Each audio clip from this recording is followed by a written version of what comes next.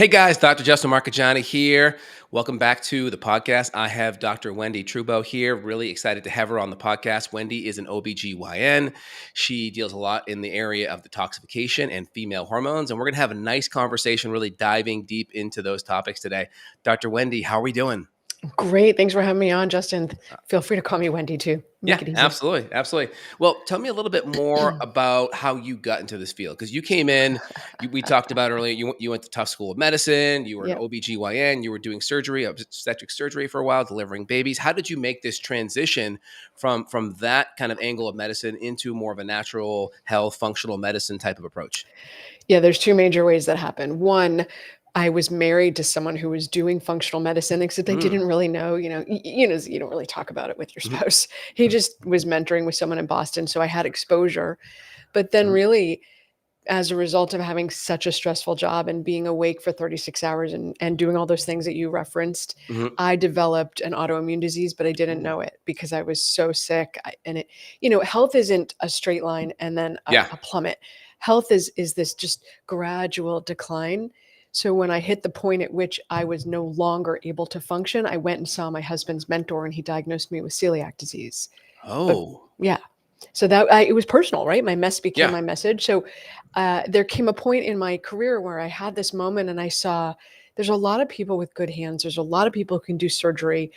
OBGYN is a pretty straightforward profession in the sense of a lot of it's mechanical. And there's a lot of people who can deal with mechanical issues, but there weren't a lot of people who could deal with women's health, women's hormones, functional medicine for women. And that having experienced it, I couldn't unsee the difference it made.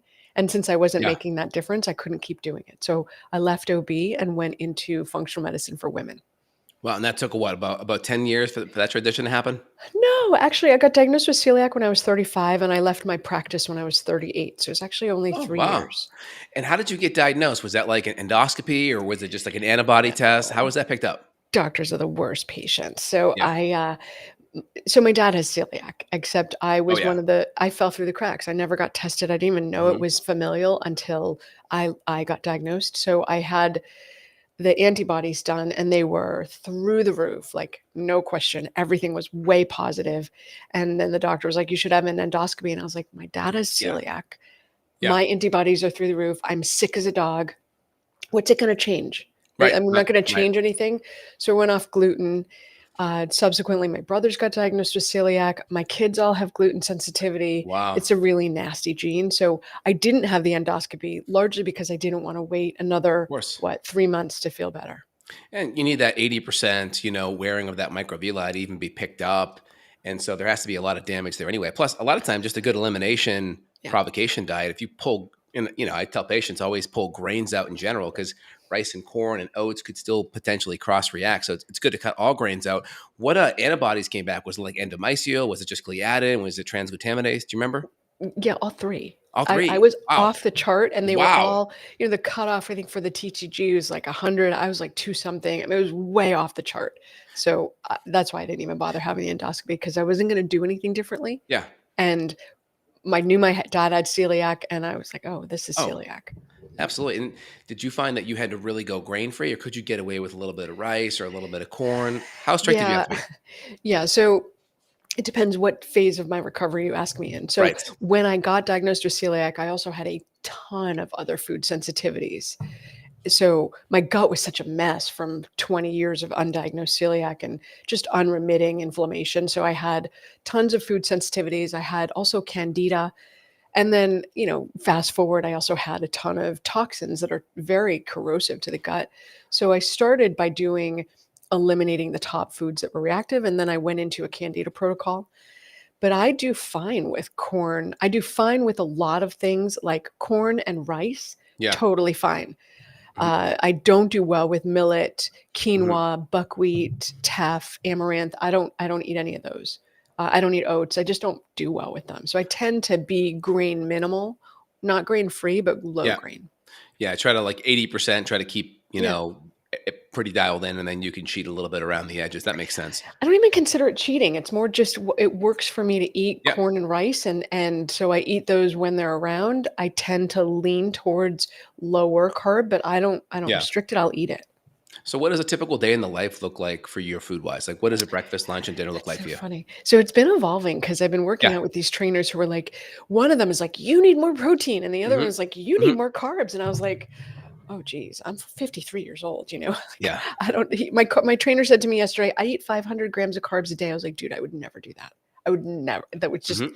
not me. But so Unless you're very active, because I, if not, that's going to be insulin resistance probably. that's not me. I was Yeah. like, you're half my age and you're twice my weight, and Hmm. he's twice as built as I am. So Hmm.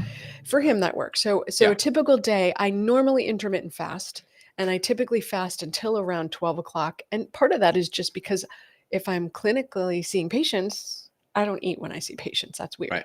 So I'll fast until my break, and then I will eat a shake, protein shake for the first meal. I'll have What time? um, around 12.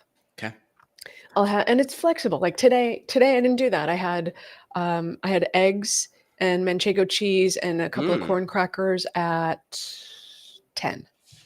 So it's not, I don't see food like it has to be a certain way. I see it, I generally intermittent fast, and then sometimes I play with it. Do you So allow yourself any coffee or tea in the morning? I'm pretty jacked up normally, so I don't drink any coffee. If I do drink tea, I love it. It's herbal. And Yeah. it's just a sort of fun fact. A lot of tea bags come in plastic bags, so you have to make sure that they don't have a Mm. plastic bag. Oh, So, yeah. Yogi tea and traditional medicinals are the two brands I tend to gravitate towards. Those are good brands. Yeah. But right now, what I'm drinking is bone broth with collagen in it and Oh, salt and that's pepper great. because it's my Yeah, that's favorite. really cool. So you're trying to keep the carbs down. And then do you start your day with some good hydration, some electrolytes in your water? Like what does your morning routine look like? Yeah. So First when day I up. wake up, so it's also shifted because I've been really sick, actually, Mm. and you're the first person I'm actually even talking to it about. So it looks like I have probably a tick-borne illness, and it looks like it's probably Bartonella. I did Oh, testing, it was inconclusive, and now I'm doing more testing, but clinically it looks like Bartonella. So when I look back, I've been sick since I got a mold exposure in July. oh, And so before that, I was doing, metals and mold detox, and I would wake up and take supplements and drink a lot of fluid. yeah, But since I got very sick in September, I've switched it because I also I got headaches, I got brain fog, I got esophagitis. So everything bothered ooh, me. This is like really crazy. So in the last month, what I've done is I've stopped 95% of my supplements unless they can be liquid, yeah, and started doing, when I wake up, I do magnesium in mhm, a powder form. So I stick yeah. it in water, and I do mastic gum, which I take out of the caps and I literally just put in my mouth. It's a very interesting experience. Do you think that And esophagitis was caused by any H. pylori? I haven't tested yet, but it all kind of came together when I Makes got sense. this mold exposure and I flared with a tick-borne illness. So, which was probably there before, but it wasn't bothering me till I got the mold exposure. So Now with the it's all tick-borne thing, shifted. yeah, with the tick-borne thing, did you feel like did you see a tick? Did you see any exposure? You see any bite, or are you just assuming it based on the neurological symptoms? So I live in Massachusetts, and it's Oh yeah, rife with ticks. I oh did yeah, pull a tiny tick off myself 18 months ago. I pulled it off and was watching for symptoms and didn't see anything. And it was on for, I don't know, 20, 30 minutes. Literally, I yeah, was like, what's on my ankle? And I kind of pinched it with my fingers and pulled it yeah, off. So it wasn't really even embedded. It was just there. So that's the tiniest of exposures. Was not there for 24 hours. It wasn't engorged. It was just, I just pulled it yeah, off on the myself. surface. It was basically surface. So I watched myself for a couple of months, and then I was like, okay, I guess I'm fine. And then I got a mold exposure in July and went off the cliff, and I wasn't well since then. Mm, So there's yeah, a lot that's to unpack there. So when you talk about what's my normal routine is, yeah, because of the celiac, I take a ton of supplements yeah, because I don't absorb well. yeah, But that's all on hold right now. So I'm doing glutathione, vitamin C. I do yeah, peptides. I'm mhm, doing the larazotide acetate to support healthy gut lining, and I do BPC and KPV together in a pill peptide, form. yeah, So I do yeah, those, and then I do them, and then I do at nighttime. I'm doing progesterone because I'm 53, so I'm on yeah, hormones, yeah. and melatonin, and some adrenal support. That's good. Yeah, it's really important that clinicians be applying and practicing what they preach. I mean, if Yeah. not, you can just feel the lack of authenticity when you're interacting with patients. Patients can kind of see through that and feel it. So I like to see, your daily routine. Now, when you had the Lyme issue, did you feel like the mold issue kind of weakened the immune system and set the stage for the Lyme or the Lyme co-infection to kind of take root? What's your intuition on that? Yeah, so it's very interesting, Justin. When I look back, I'm a math human. I love Yeah. math. It's how I calm myself down. If I'm ever Yeah. too jacked up and can't fall asleep, I do math problems in my head, like Yeah. compound interest over time. And Yeah. I found there were signs of having had a tick-borne illness before, but I couldn't figure out what it was. I just thought I was very stressed. And so Mm. about 8 months ago, I noticed that my ability to do math in my head was impaired. I like couldn't do math. Mm. And I was like, where is that coming from? And then I was like getting through, and then I had the mold exposure, and mold is extremely challenging to the immune system, Right. the gut. So when I got that exposure, I went off the cliff. I never recovered. My brain stopped working. I was Wow. disorganized. I was emotional. I had poor recovery. I was fatigued. I was low motivation. It was a mess, and I hid it because I'm a clinician, and I really need to be there for people. But I got very sick in September, end of September, where I could kind of barely function sick. And since then, I've really been working on not only drilling into what's going on, but also getting all the things I need so I feel good, because I didn't feel good. Yeah, I recommend. I see this a lot. My wife had a tick bite over the summer. The first thing I do preventatively, because I've Hmm. seen issues like this where it's months later, Yeah. is get them on some kind of an herbal tincture formula, whether it's like cat's claw, uh, cryptolopis, sida acuta, andrographis, Hmm. astragalus. It's different herbs that have been around for Yeah. millennia that work very good. I think it's anyone listening, if you get a tick bite, definitely jump on a good herbal support, see a functional medicine person preventatively to jump on it. That makes Don't sense. do what I did. Yeah, and it's tough though, because like, oh, you're like, hey, didn't dig in deep. I didn't see a bullseye rash. It's gonna be fine. And then Only months later, 50% of people have a bullseye. I know that's true, So and you that's don't have to have but for me, I was justifying it like, well, I've dealt with my mold. I've been on a mold protocol for years, yeah, and it wasn't on the conventional wisdom is 24 hours, that the tick has to be on you for 24 hours. I think yes, that's BS, honestly, because my husband got Lyme after like a 15-minute exposure. Who yes, knows? Maybe it's the thing that tips you over, right? mhm. But no, I really do would agree. It's very hard to treat yourself, but 100%, if you get a tick bite, deal with it. Don't do what your doctor did. Oh yeah, and there's a I'll get your take on it too. I went to UMass Amherst. I grew up in the Oh, same me area too. that you. Yeah. Oh, you did? Mhm. That's cool. All right, cool, awesome. Well, I'm not sure you know, but there's a big tick lab out there, and they have a website called Yeah. Tick Report. Did you ever send your tick out there to get analyzed? My take, no, because we're in the car, I'm like, Yeah. tossed out the window. But I do send people to tell people to get their ticks sent over to UMass, and it's cheap. It's, I don't know, it's Yeah. something like 30, $40. It's Yeah, cheap. it's not that bad. Like my wife's tick, we did it and there was nothing on it. And it's good. Mhm. You paid a little bit of money. It's worth it for that peace of mind, or at least save it. At least save it. And then if you have issues, you can always then send it over Mhm. there and then, you know exactly what's up. So that's tickreport.com. We'll put that link down below. And so tell me a little bit more about the mold. Because the mold happened over the summer. Do you feel like the mold made the tick issue more susceptible, where if the mold was an issue, you feel like maybe you would have brushed it off? What's your intuition? Yeah, well, I mean, mold makes Lyme works. Yes. Whenever I'm Mhm. diagnosing someone with Lyme, my next Yep. step is to test them for mold, because we're Yeah, going to deal with the mold and metals before we deal with Lyme. And totally. that's not to say you have to finish your mold treatment, but you need to be in the process of dealing with mold, because it does make it so much worse. I was very lucky in the sense of I can tell when I get a mold exposure. So I went into a home, it was moldy, and I was like, there's mold here.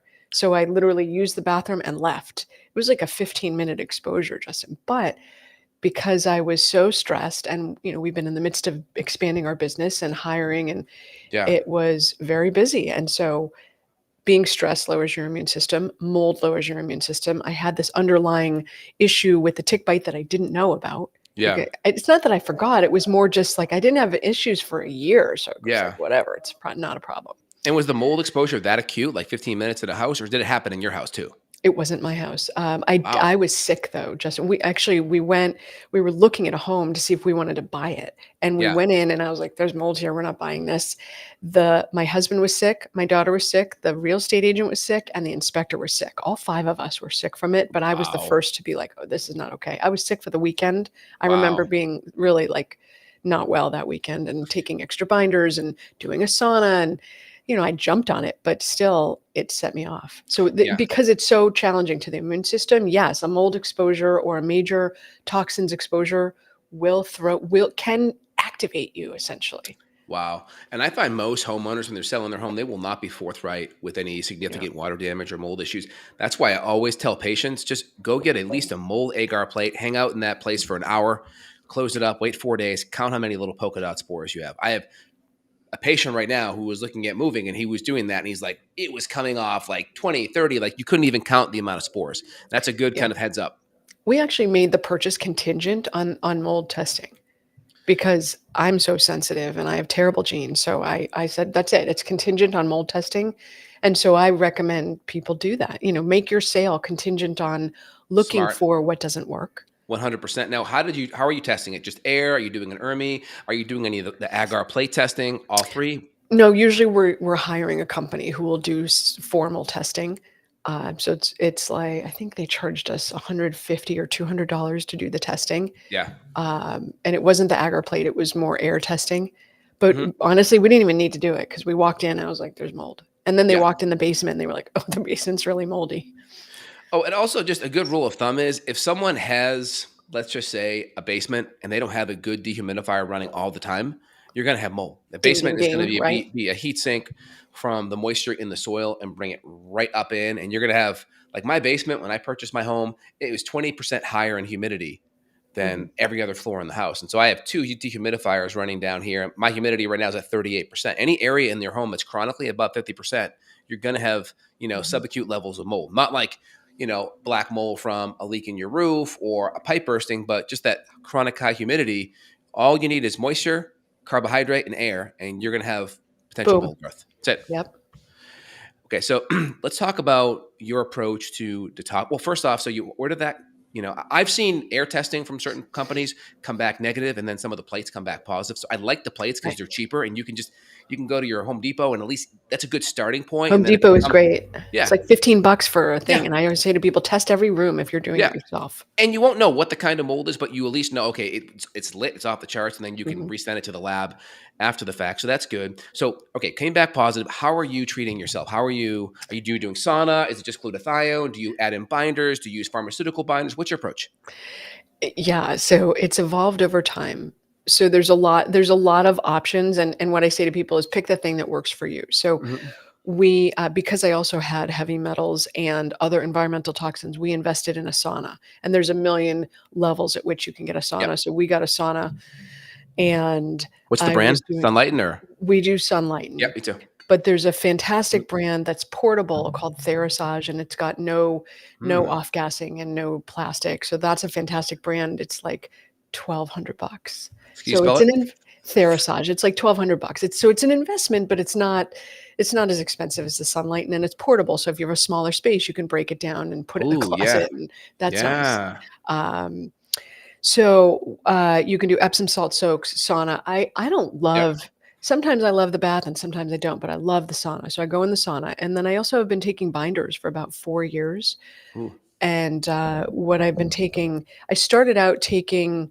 I had 5 strains of mycotoxins when I first started this wow. game. So I started out with Welcol, which is a prescriptive agent. It's Yeah. cholestyramine. Yep. It was originally designed for cholesterol, but it's a terrible Yep. cholesterol drug. It doesn't Yeah. work, but it's great for mold. It's a great Yeah. binder. So I was taking Mhm. that, chlorella, charcoal, and clay. So I was taking those Okay. 4 items twice a day, morning and night. And then the more I got into this, what I started to see was that there's a fiber called the propylmanin fiber, which Okay. binds to all the strains of mycotoxins. And so I thought, okay, well, if it binds all the strains, then I switched over. So I still do the chlorella because it's helpful for the metals, but I also do now fiber with the propylmanin fiber and chlorella. I do those 2 things, and I got off of the Welcol, the clay and charcoal, just because you have to spend 2 hours without food or drink, and Yeah. it made it very challenging. So Yeah. I stopped doing that just because it was too challenging, and I found something better. So That makes sense. now, and because I haven't felt well, I've been doing more Epsom salt soaks, and Epsom salt's great for mycotoxins detox, Yeah. and it's good for Epsom salt. We're all kind of chronically low mag, and so it's Yeah. because we use this thousands of different chemical reactions every millisecond, Yeah. we all need mag. So I was like, oh, I'll do an Epsom salt soak every night. So it kind of evolves. Exercise is helpful, getting sweaty, getting Yeah. enough sleep, not being a stress ball. Yeah. These are all platform behaviors. Yeah, that makes sense. And Epsom salt's magnesium sulfate, and by doing it through your skin, you're bypassing the gut, and you're going to Hmm. supersaturate those levels. Very anti-inflammatory. That's great. Now, regarding regarding the sauna, I like the sauna because a lot of heavy metals or a lot of mold removal happens via hepatobiliary. And so if you have someone that has a lot of poor gut function, you can kind of bypass that and push it to the skin, maybe while you're fixing the gut. So I definitely like that. What other binders have you done? Like, have you done any like modified citrus pectin? Have you done Oh, any yeah. like beetroot powder? How about any fulvic minerals? Do you have any opinions on those? So I love beets, but it's not Mhm. mutual. They Okay. don't like me. So Yeah. I don't do any beet powder because Hmm. I get sick. But I actually do Pectisol every day. I just Well, that's forgot. cool. Like my life Yeah. is organized around detox, so I like forget. But yeah, I have my water over there and I just throw Pectisol, the powdered form of it in. And I do that Cool. every day. That's awesome. And then fulvic acid, I love it. I have it. I'm just right now, I'm not taking pills Yeah. because of the esophagitis. So no, I think it's fantastic. That makes And sense. then there's a great product. I just got it to trial from Microbiome Labs. They have a metals binder powder that binds to any metal that makes it into your gut. It's called Mega Metallic, Yep. and so I'm about to start that because it's a powder and it's easy. And so we tend to release about 1% of our metals into our gut every day, but we recycle 99% of that. So really, you're getting Right. 0.1% of your metals out in any given day. So I'm about to trial that to see if we can help keep moving the metals along. Yeah, and that's a freeze-dried lactoplantum plantarum. Yeah, it's Interesting. a probiotic strain actually. Yeah. Crazy enough, it's not going to do anything to you except help the gut.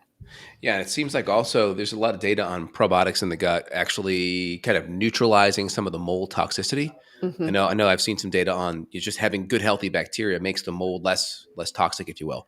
Yeah, I So mean, that's think about it interesting. like a garden, right? Yeah, If you have a good, well-based garden, you're not going to have weeds growing as much. So you need to plant your garden with things that are healthy. Absolutely. absolutely. Is most of the mold that you have in your system, is it more aspergillus, penicillium, stachybotrys, any species? Ochratoxin, Okay. ochratoxin, a lot of Okay, so and ochre is a mycotoxin of what? Aspergillus, I think.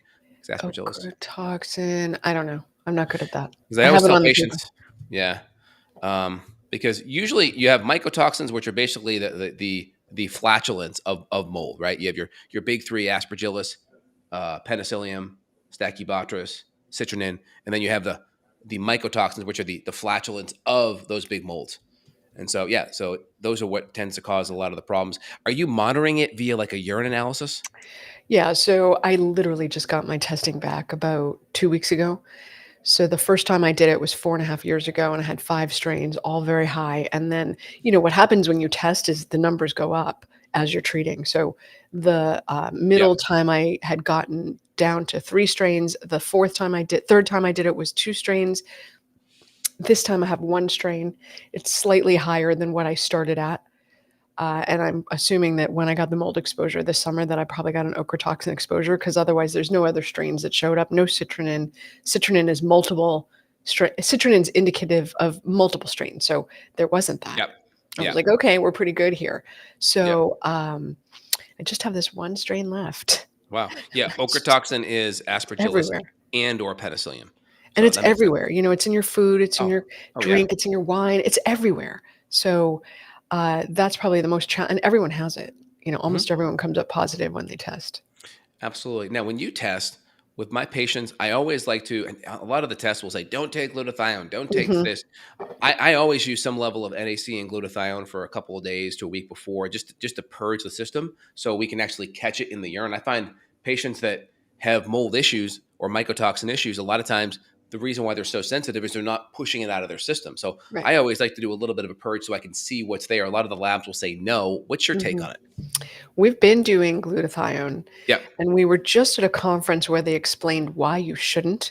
Of course, I have brain fog right now, so I'm like, why Yes. shouldn't I don't remember what they said, but I Yes. remember the take-home message was, "Don't do the glutathione." I was like, "Okay." So we've switched over to not doing it.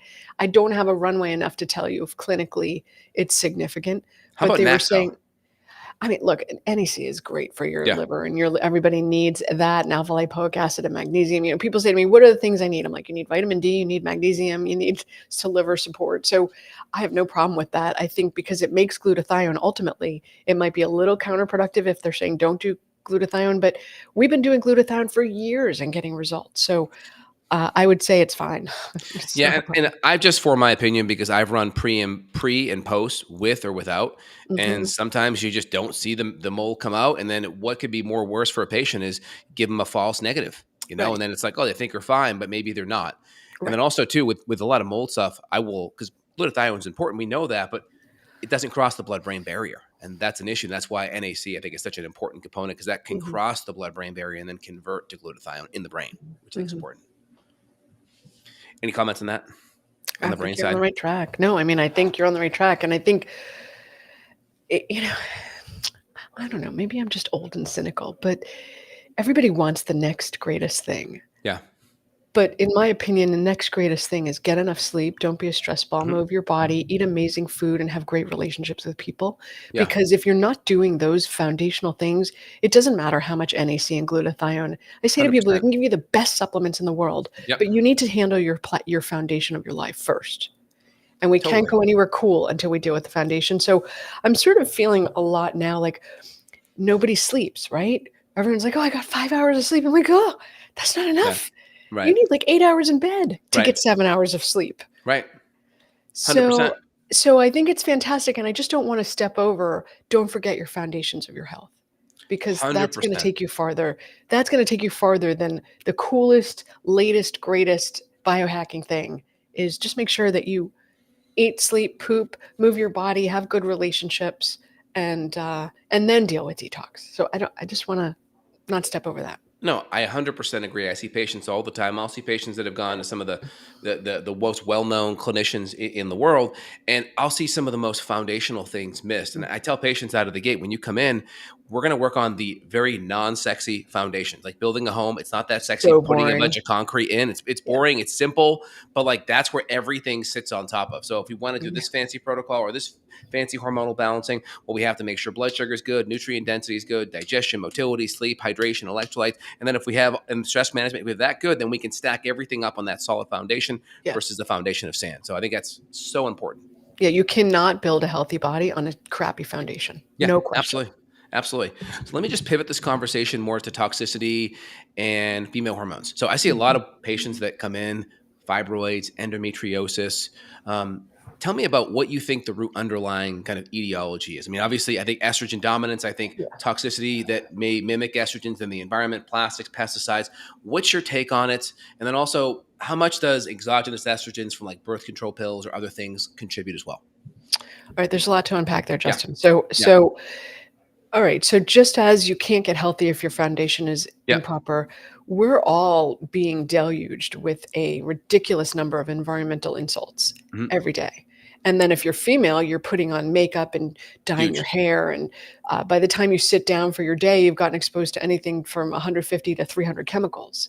And a lot of those are endocrine disrupting. What does that mean? Endocrine disrupting means it looks like your hormones, it acts like your hormones, you detox it like your hormones. Mhm. It actually binds to the hormones tighter than your own hormones. It binds to the Mm. receptors tighter. And then you have to deal with it. You have to get it out. And how do you deal with it is with your liver. And so it goes through the same process that most toxins are fat soluble. Your liver deals with them. Yes. And so your liver's on deck to deal with anything it gets presented with, but your hormones are also fat soluble and get dealt with in the liver. And so my take on it is that we're drowning. We're standing under this huge waterfall and then going, why am I wet? Right? Yeah. Like, why is my hair frizzy? Well, you're standing underneath a waterfall and getting exposed. So the challenge is that it's become invisible, right? Mhm. Everything's plastic. Mhm. Everything that your makeup, your hair products, even your food, all of these things are plastic, and they are leaching into what we're eating, drinking, using, putting on our bodies. So the level of convenience that we have in our life is great, but the exposures that we're getting are devastating, and it starts to become difficult for the body to see the difference in, right? It just acts like your hormones, except it can also lead to estrogen dominance and improper effect. So where are we headed with that? We're headed to, you need to make sure that if you're going to live on this earth, and obviously you don't have any other choices, Hmm. that you optimize the downstream, the outflow, right? You minimize the inflow to the best ability. Don't drink from single-use plastic water bottles. Hmm. Level up on your beauty products. Go to Environmental Working Group, ewg.org, and Yep. have it. Make sure it's clean. Eliminate. Don't drink your calories. Don't drink alcohol, Hmm. because it shuts down liver detox. It Hmm. impairs the liver at dealing with the toxins and the estrogen mimickers because it's dealing with alcohol. Alcohol is a clear and present danger. So eliminate or minimize alcohol. Hmm. Get enough sleep because you detox while you sleep. And then you want to look at how do you boost up your ability to get rid of these, not only your own hormones, but also the estrogen mimicking substances. So don't drink alcohol. Ensure that you're pooping every day at least once, and not bunny poops. Bunny poops do Yep. not cut it. It Yep. really needs to be a nice, lovely long poop. The reason is if you're constipated, you will in your gut start to recycle these bound water soluble toxins. When you recycle them, you separate them. They're no longer bound. They're no longer water soluble. They're back to their free radical state. Brief primer. Liver goes phase one, takes it from its toxic hormone or toxicity state into free radical, and then phase two binds it, makes it water soluble and inert. Phase three, you pee, poop, or sweat it out. So if you're constipated, you separate the binder and go back to essentially the free radical state. And now you go through the whole process again. So if your liver is in any way impaired, you can't deal with all the inputs that you're having. So what do I say to people? I say to people, so when you talk about birth control pills, this is a tough one, Justin, because some women can't tolerate the IUDs. Some men aren't willing to wear condoms. So when you say IUD, you're referring to like a copper IUD, like a Paragard? Copper or hormonal, for some reason can't tolerate it or feel unsafe or whatever. So Hmm. so when you think about, okay, what's worse, having to detox from your hormones or having an unintended pregnancy or severe financial distress, I think those second Hmm. options are worse than you'll just have to deal with the impact, right? So this isn't a black or white conversation. This is, how do you do the best with the opportunities you have, and don't sweat the rest. Okay. So birth control pills, absolutely, they are synthetic. They are synthetic estrogen and progestins. They are exactly what I'm talking about. That you have to process those. And if it's that versus nothing, cool, don't do the pill. But if it's that versus an unintended pregnancy or feeling unsafe or financial distress, do the pill, and we'll deal with the health as we go. It's always a trade-off. So how about the different types? I know there are some different IUDs or kind of progesterone type of birth controls. Like I know the Mirena is an IUD, it's higher dose. Then there's like the Skyla or the Kylena that are lower dose. Do you have any opinion on those for women that are trying to avoid the estrogen dominance from birth control pills?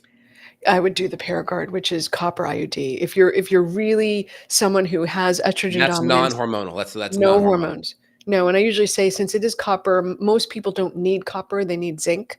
And copper and zinc compete for the same, Yep. think of it like an elevator in and out of the cells. They Yep. compete for the same receptor. So you want to definitely take zinc if you're on a copper IUD. Yep. But if you're really concerned about that, if you have a history of liver dysfunction, Yep. if you have estrogen dominance, fibroids, breast cancer, early cancerous changes, dysfunctional bleeding, weight gain that you can't get rid of, then I would say, okay, yeah, go for the Paragard, the Mirena, the Kyla, the Skyla, Kylena. These are all synthetic progesterones. They are not progesterone; they're progestins. Is that better than a synthetic like ethanol estradiol? Or do you put them in the same camp? No, they're all in the same camp. They're So, all okay. synthetic. You got to deal with them. So even though one's estrogen synthetic, one's progesterone, you still kind of put them equal in regards to their negative effects hormonally. Well, would I put them equal? No, you still need to deal with them equally. I would say that a smaller dose of local hormones that's in the uterine area preferentially and doesn't generally get systemic is better. Better. Better, it's a level up, but it's still a synthetic hormone that you need to process. So it depends. It really depends. So I would say uh, Best in class would be no hormones and then a local hormone. I'm sorry, and then the copper IUD and then the local hormone, and then systemic would be my least favorite because, yes, it is both estrogen and progestin. Now, someone could tolerate a hormonal-based IUD. Could they also probably just tolerate the Paragard copper-based IUD instead? Is that Yes, but for possible? some women, if you have estrogen dominance, Yep. you often have Cramping. heavy periods, cramping, fibroids. So the progesterone is going to inhibit that and quiet that down. Mhm. Absolutely. Anything else you want to say on how you deal with and address fibroids or endometriosis, just this abnormal tissue cell growth? We understand like all the foundational things: diet, lifestyle, detoxification, stress, sleep.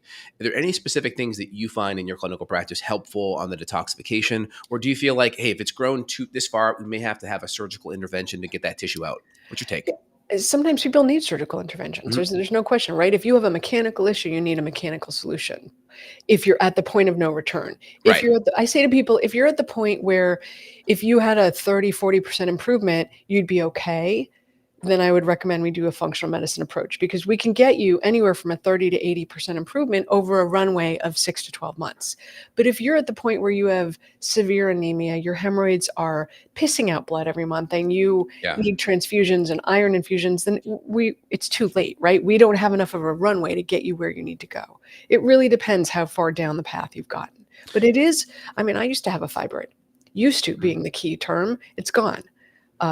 It wasn't huge. It was on the outside of the uterus. It wasn't causing abnormal bleeding. It was just there. It was about 4 centimeters, but it's gone. And that's the impact of this work. But it's a runway. It's not an overnight kind of thing. Any specific nutrients you find helpful, like EGCGs or All of um, the above, flax, calcium catechase, glucarate? Yeah, yes, but again, Justin, you got to start with the foundational and then 100%. deal with what's not working. But yes, all of the above. And really, what I'm doing when we're dealing with fibroids is we're supporting detox because Yeah, you need to improve your liver's ability to process all the way through estrogen, and then you need to make sure that the gut is good so you can poop it out. 100%. So let's assume all that's dialed in. Do you feel like if there is estrogen dominance, right, you're fixing that, but also progesterone's low. Do you feel like adding in progesterone can fuel some of that growth, or do you find it's helpful? No, it's generally helpful because estrogen dominance means you have too much estrogen in relationship to your Right. progesterone. So adding in progesterone is actually very helpful for a lot of women because that estrogen dominance, you know what it's like. Yeah. It's it's really disruptive. It can Yeah. mess with your mood. It can mess with your sex drive. It messes with your weight loss. It messes with you everything. It worsens your PMS. And so Yeah. when you add in the progesterone, it can actually be life changing for women Yeah. because they're no longer experiencing that overwhelming estrogen dominance. Yeah, and some people, I mean, I tell patients all the time, I run tests all the time. You could still have estrogen dominance, but still have lower estrogen. That's very possible. Because normally that progesterone Yes, estrogen ratio, 20, 23 to 1, but you could be, 10 to 1, 5 to 1, but everything's just low on that lower yes. side too. Yeah, it's a balance, right? It's Right. just that the seesaw is weighted towards the estrogen instead of being balanced between the estrogen and progesterone. So yeah, 100%. You can be imbalanced and still be low. Excellent. Well, we're going to put Dr. Wendy's information down below. She is a free gift, drwendie.com. I'll put the link down below. Dr. Wendy's website is 5journeys.com. She sees patients on the functional medicine side all over the world. We'll put some resources in the description. If you guys want to click there, feel free and check out Dr. Wendy's information. Anything else you want to leave the listeners with today, Dr. Wendy? Two things. One, to get the free gift, which is the Yep. quiz and a non-toxic guide to healthy living in chapter 1 of our book, you need to go to drwendie.com/gift. Yep. Otherwise, you won't be able to find it just on the site. And the link will be below. Everything is below in the description, guys. So if you're driving, just table this and hit that link later. Yes. And the thing that I would leave people with is this is a process, right? It can feel overwhelming to go from 0 to want to be at feeling freaking amazing, which is our guidepost. But it's a process and a drop becomes a ripple, becomes a wave. So don't give up, keep working and don't give up. And keep looking for someone who's right for you. If you're looking for a provider. Well, thanks for sharing this awesome information. I find that clinicians, doctors that have gone through their own health journey themselves have more empathy. They've been through it. They get it. So I really appreciate, you sharing all your health experiences today. My pleasure. Thanks for having me on. All right, Dr. Wendy, take care.